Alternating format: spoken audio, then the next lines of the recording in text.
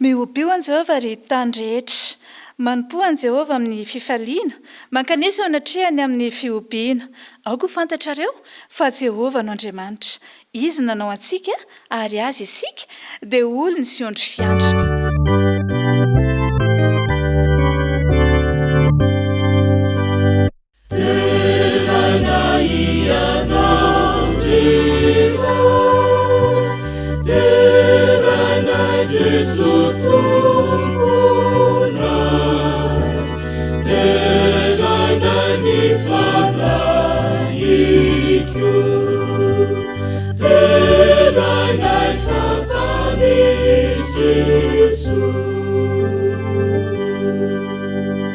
Iaraka vavakantsika rainay izay ny an-danitro manolotra ny dera Lazaro voninahitra ho anao izahay satria nahatratra izao fotoana manokana izao ary te hisaotra anao zay noho ireo fitahiana misaotra zay ro malalo satria nambininao narovanao tamin'ireo zavatra maro isan-karazany ary ankehitriny dia mangataka izahay mba ho amasinina avokoa ary ny rinay dia mba ny fanahinao ane no hiasa aminay tsiraray avy izao amin'ny anaran'i Jesosy Kristy no anonanay mivavaka. Amen.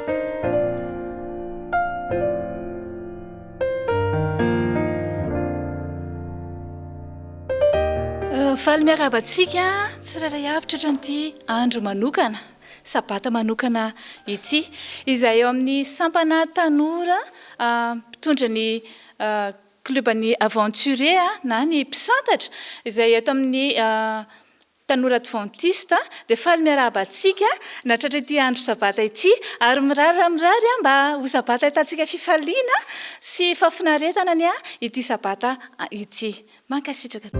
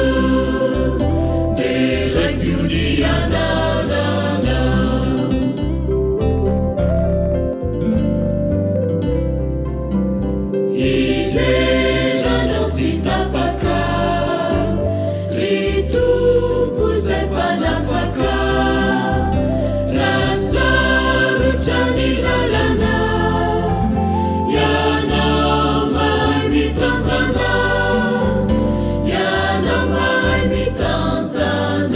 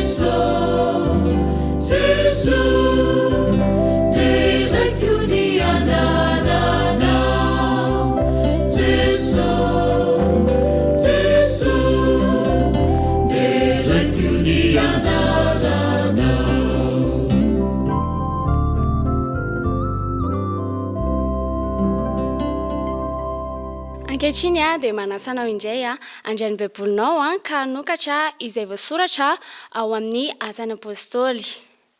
Azana apôstôly toko fahaenina folo ny andininy faraka amin'ny telopolo. Azana apôstôly toko fahaenina folo andininy faraka amin'ny telopolo. Rehefa hita dia vakiana amin'ny anaran'i Jesosy. Dia hoy izy roalahy, minoany Jesosy Tompo dia hovonjeny anao sy ny ankohonanao. Hotahinany ny teny ahasoantsika tsirairay avy. Amen.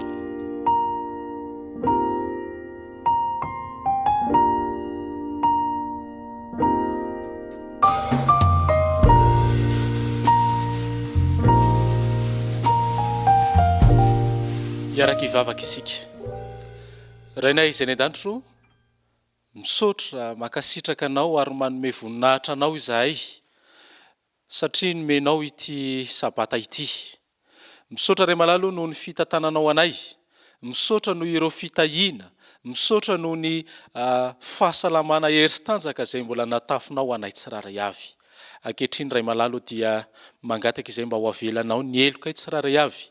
Engany mba ho vita fihavanana aminao izahay ary mangataka manokana aminao ihany koa mba ho arotsaka ao aminay hatrany any fanainao masina ka nitendrehitra izay ho enoinay dia mba anankery aminay izany ary ny fanainao masina ane no ho ato anatinay ahafahanay mandray ampoza ny teninao izany izay tsiraray avy ireto ihany koa toko malalo na ho anay mpiaino engany fitahianao tsy asaraka anay.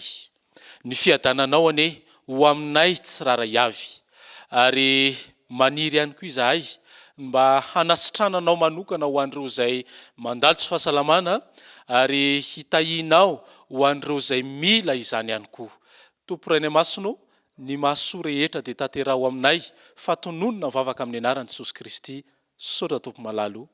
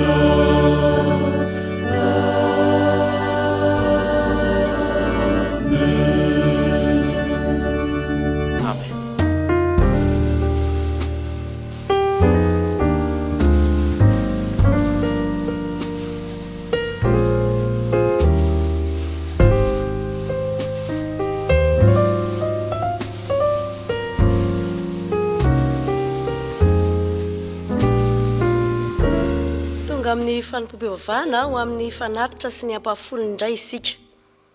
Indray folakandro dia nisy zatovovavy anankiroa avy any am-piangonana. Niresaka izy ireo ny amin'ny fanatitra sy ny ampafolony. Dia hoy ny iray hoe ahoana ny fandraisanao ireny toritenin'ny pasteur androany ireny? Dia namaly ny zandriny hoe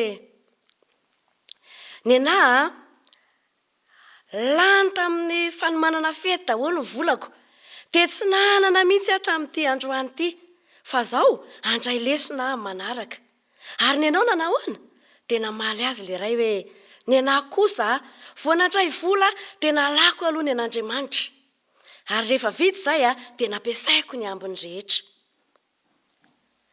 dia niteny zareo hoe andaontsika andray lesona ny amin'izay zavatra nitranga izay ka zao manomboka izao a dia ho alantsika aloha ny an'Andriamanitra ny amin'ny vola rehetra izay azontsika ary rehefa vita izay a dia ampiasaintsika ny ambiny mety izany ho ilay zandriny namaly an'ity zokiny izany teny fa manoloana izao akatoky ny famaranana ny taona izao fety izao a dia andeha koa tsika hanao fitantanana hanao fandaniana mpitandremana ka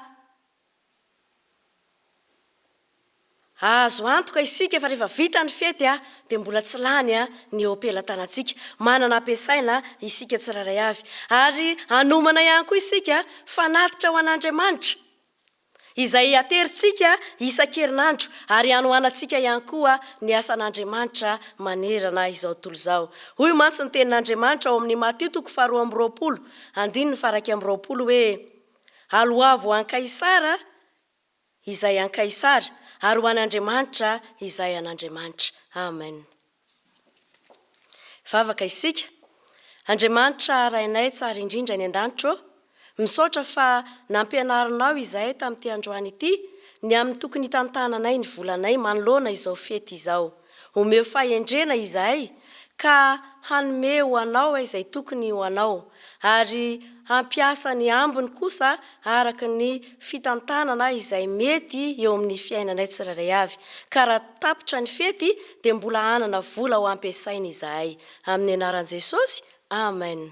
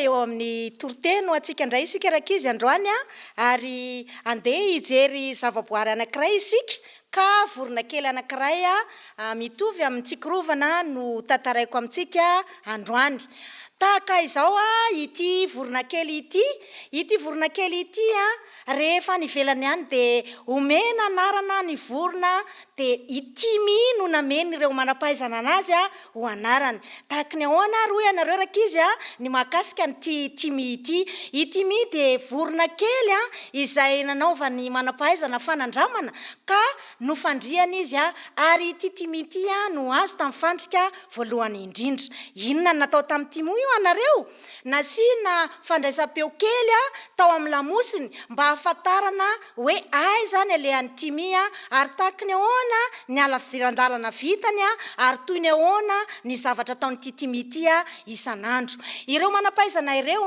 dia nahita fa tsy mivoaka itimy raha tsy amin'ny alina ihany itimy dia any amin'ny faritra lavitra be any ary ity manampahaizana nandinika ny timy ity dia manana fiaramanidina kely ka hoentiny manaraka anytimy indray alina ary dia nandeha tamin'ny tanàna feno fahazavana itimy dia ny tanànany Chicago izany ao anatin'ity tanànany Chicago ity dia feno ireo hazavana mamirapiratra rehetra ary dia misy ihany koa ireo feo manembatsembana rehetra sahirana ary ireto manampahaizana nanaraka ny diany timy satria tahaka nyreny amin'ny radio ireny rehefa avy ny orana na ny oram-baratra sy ny tafio-drivotra dia miaratsy hatrany ny fandraisam-peo sahirana ireto manampahaizana ireto itimy anefa dia manohy ny lalany hatrany satria izay no fomba ny titimy ity nakatoerana anankiray raka izy ireto manampahaizana nandinika ny timy ireto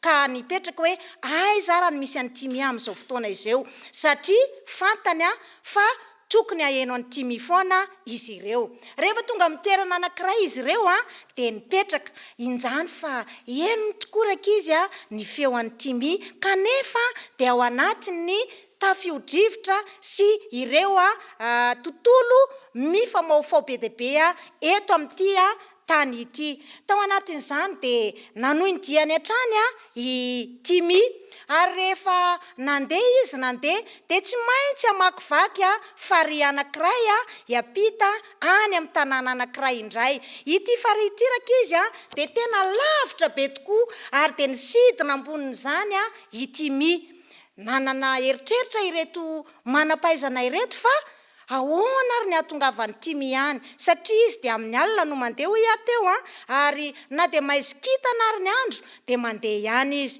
dia izao ny fanontaniana mipetraka hoe mba tahaka ny ahoana ary no andanany titimy ity mamakivaky ny alina dia fantatritsika raka izy fa Andriamanitra mihitsy no mitarika ny lalany timy ka afahany mandeha rehefa hiampita eto amin'ity fary ity izy lavitra dia lavitra tokoa ity fary ity dia nanana fanahina ireto manampahaizana fa sao tsy tafitany timy ity faritra ity ao am-panarahana ny diany kanefa raha natao ny fandinihana hoe tahaka ny ahoana ny fahatongavany titimy ity satria izy dia mahavita 10 kilometatra ao anatiny ora iray nanao kajikajy raka izy ireto manampahaizana ireto ary ny fantatra dia hoe tokony tafita amin'io tanàna eny ampita io timy ao amin'ny am'roa sy sasany eo am'roa sy sasany maraina izany tonga nefa ny tamin'ny roa sy sasany maraina tsy mbola eno timy dia namoy foy ireto manampahaizana tsirairay reto hoe very angamba timy tsy tonga angamba timy kanefa rehefa nandroso ny fotoana tonga ny tamin'ny 3:10 njany eny timy eno ny feoany ary tonga somatsara izy mba fantatrareo veraka izy lalana 700 kilometra no vitany timy tao anatin'ny sidina tsy akato raha mahafantatra fa Andriamanitra mihitsy no mitarika ny timy amin'ny lalana nalehany ka tody somatsara izy maro beraka izy ny olona mietehatra amin'ny kalesiny na ny sovaliny fa itimy kosa dia fantatra fa tena niaraka tamin'Andriamanitra ary tody somatsara amin'ny toerana alehany amin'izao ankehitriny zao a mety maro koa no mandalo eny amin'ny fahazavana manjopika be deaibe mandalo amin'ny tafivodrivotra ihany koa izay mifamaofao ary indrindraindrindra ny oram-baratra amin'izao mety isy amintsika ve ho kivy ka tsy hanohy ny diatsika tadioraka izy fa itimia dia nahavitany diany mino izahay raka izy a fa isika koa dia ho tafita any amin'ny tany vaovao sy lanitra vaovao satria Andriamanitra ny momba antsika andehany io jerevantsika ny ao amin'ny voalazan'ny salamo a faharoapolo ka ny andiny ny fahafito milaza mazava tsara hoe ny sasany mitoky amin'ny kalesiny ny sasany amin'ny sovaliny fa raha izahay kosa dia ny anaran'i Jehovah Andriamanitray no deranay amen mino izahay a fa hiara andeha any amin'ny tany vaovao sy lanitra vaovao isika satria Andriamanitra no miaraka amintsika amen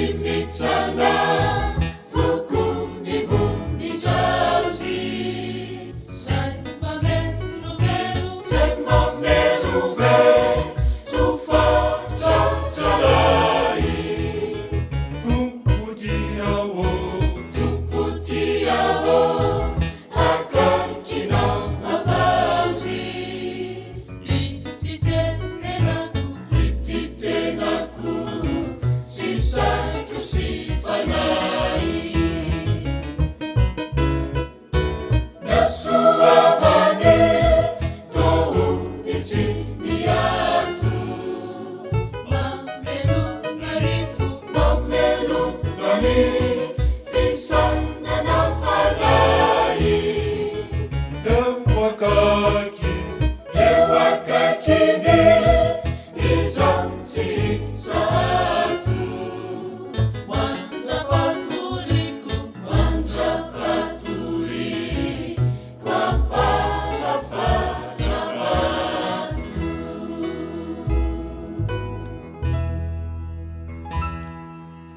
isaorantsika andriamanitra satria afaka iaino teny indray tsika amin'ity fotoana manokana ity ary misy teny manokana izay tian'andriamanitra ho ampita aminao izay ampahery anao amin'izao fotoana manokana izao.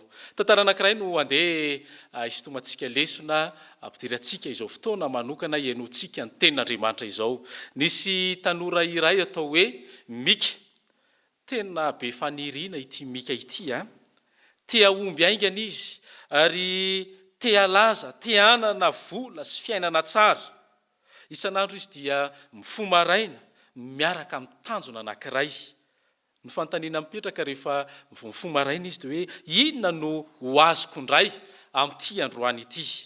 Ny fantoka tamin'ny zavatra maromaro izy, ireto avy izany ny fianarana, asa, tambajotra sosialy, be dia be, satria araka ny voalazantsika teo aloha hoe tea laza izy.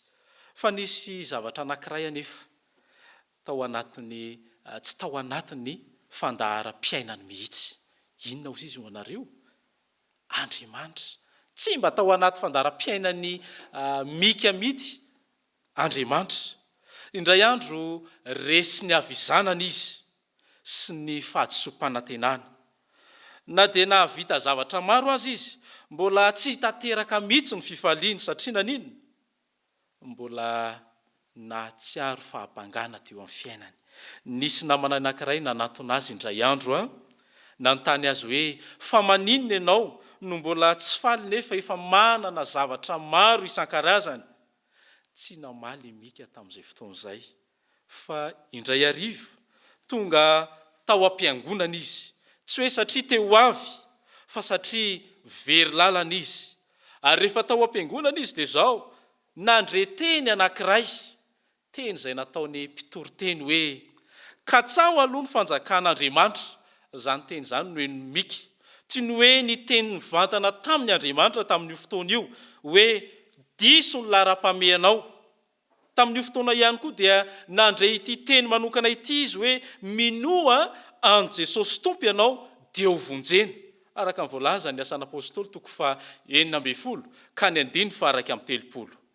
Teto dia natakatra i Mika fa tsy ny fahombiazana no mamonjy, na koa hoe tsy ny vola no manome fiadanana, fa Jesosy irery ihany. Ary nanomboka teo izy dia nanapa-kevitra hoe hanao lola-arana an'Andriamanitra.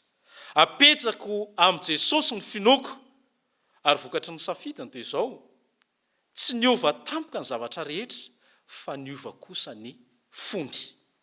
Nisy fiadanana vaovao, tanjona vaovao, ary fanantenana vaovao. Ry havana malala, mety miaina ao anatin'ny fotoan-tsarotra ianao ankehitriny. Betsaka ny olona manano avy, ny asa, ny fianakaviana, ny vola, ary ny fahasalamana. Matetika isika mametraka n'ity fanontaniana ity ary manontany tena hoe aiza ny tokony anomboako ny fiainako? Inona ny tokony ataoko voalohany? Ny ten'Andriamanitra nefa manana ho lazaina aminao amin'ity androany ity hoe atao voalohany Andriamanitra, minoa an Jesosy Tompo, ary izany no anatsoatsika ny lohateniny fampaherezana amin'ity androany ity hoe atao voalohany Andriamanitra dia ho voavonjy ianao sy ny ankonanao. Mizara anankiroa ny zavatra hojerevantsika dia ny hoe atao voalohany fanjakan'Andriamanitra, ny faharoa dia hoe minoa an Jesosy Tompo, ary ny finoana no lakileny fahombiazana. Ny voalohany dia hoe inona ny tiany Jesosy ambara amin'ilay hoe ataovo loha-laharana izy. Ny olona dia miahiahy ny amin'ny hoe sakafo, fitafiana, ny hoavy, vola sy ny asa. Hoy Jesosy, aza apetraka lara-pahamena ireo, fa izao aloha izy Jesosy aminao. Fa hoy izy, katsao ny fanjakan'Andriamanitra. Inona ny dikan'izany? Ny voalohany dia mametraka an'Andriamanitra ho tompo ny fiainantsika sy ivo ny fiainantsika. Ny faharoa, manaiky ny sitrapony na mora na misarotra. Ny fahatelo, miaina amin'ny teniny sy ny fahamarinany fahavatra farany dia ity hoe mivavaka sy mahatoky azy tanteraka. Inona ary ny fampanantenana omeny Jesosy atsika raha toa ka manao an'izany zavatra rehetra izay antsika? Araka ny voalaza ny teniny ihany toy ny teny Matio 9:1 ka ny 7:30 hoe dia hanampy anareo izany rehetra izany. Tsy hoe tsy miasa na tsy mikatsaka fiainana isika, fa Andriamanitra no andao ataontsika lohalaharana. Dia ny asa sy ny fiainantsika manaraka ho azy zany. Rehefa Andriamanitra no lara-pamehana, izy no miandraikitra ny zavatra ambony rehetra. Afatra fampaherezana ho anao amin'ity androany ity. Raha toa ka manana fahasahiranana ianao, raha toa ka very fanantenana ianao, raha toa ka matahotra no avy ianao, atao voalohany Andriamanitra dia izy no hikarakara ny mombanao rehetra. Atao voalohany Andriamanitra fa izy no miay ny ambony rehetra, tsaroa fa tsy very maina izany hoe matoky an'Andriamanitra izany.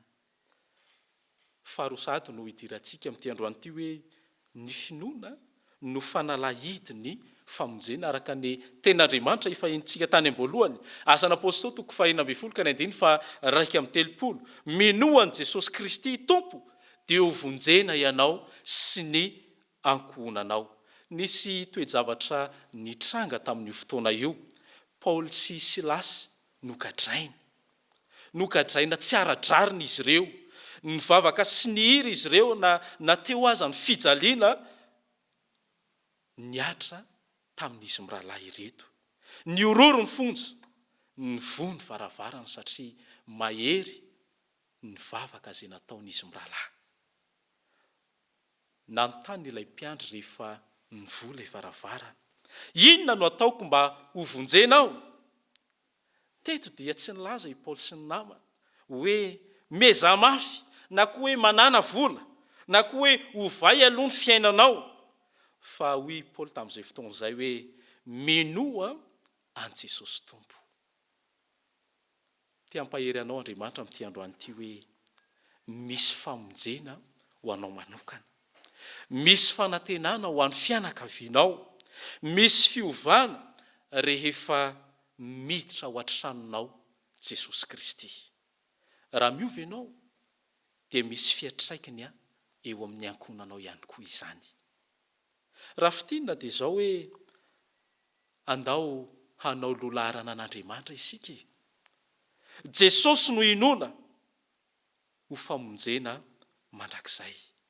Rehefa inoanao Jesosy, rehefa ataonao lolaharana Jesosy, dia mahazo fitahiana ianao, mahazo fiadanana ianao, mahazo fitariana manokana avy amin'Andriamanitra ianao, mahazo famonjena ianao sy ny ankohonanao.